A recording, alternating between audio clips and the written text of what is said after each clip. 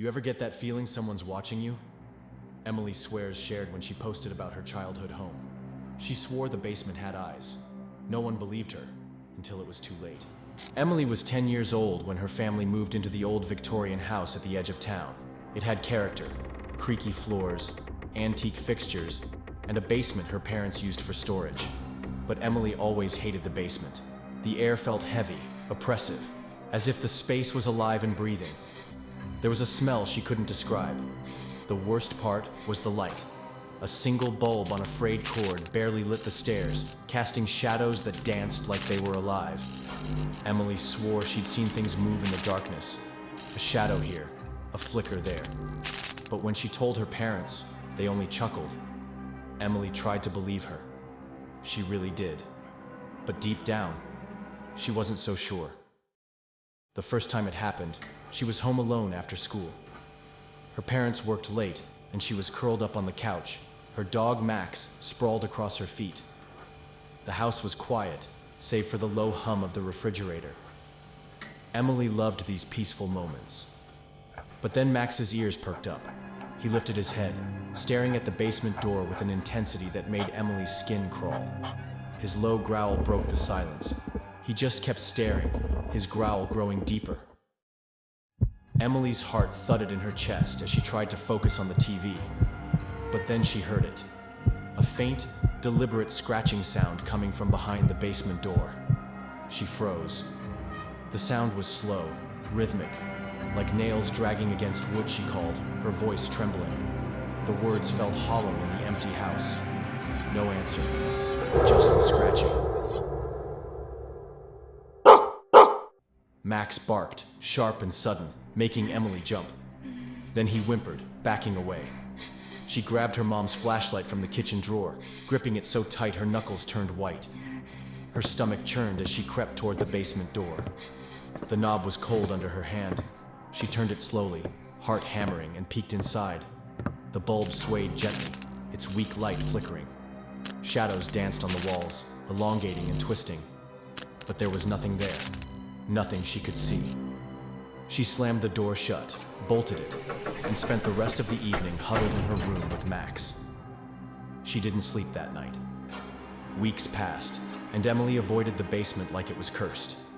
She made excuses, took detours, anything to keep from going near it. One stormy night, her parents had to attend a late meeting, leaving her alone again. The wind howled outside, rattling the windows. The power flickered, plunging the house into momentary darkness.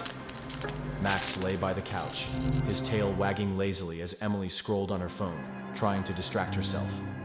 She told herself there was nothing to be scared of. But then, it happened. A faint creak came from the basement door. Emily's breath hitched. She sat up, her phone slipping from her hand. Max's ears perked up, his body going rigid. Slowly he stood, his gaze fixed on the door. Her phone buzzed, breaking the silence. She snatched it up. An airdrop request appeared on the screen from an unknown device. The message read, "Come downstairs." Her throat tightened. Her hands trembled as she stared at the door. Then she saw it. The knob turned, just a little, but enough to send her heart racing. He growled, low and menacing, as the power cut out completely. The room plunged into darkness. Emily fumbled to turn on her phone's flashlight.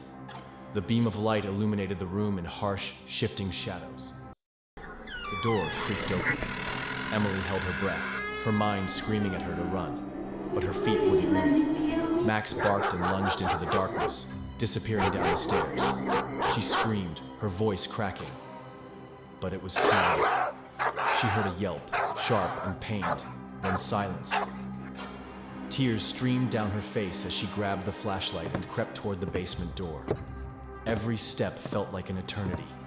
Her heart thundered in her chest as she shined the light down the stairs. The bulb flickered weakly, barely illuminating the bottom step. Max's collar lay there. Her voice cracked, barely above a whisper. Then she saw it. A hand, pale and skeletal, gripping the edge of the step.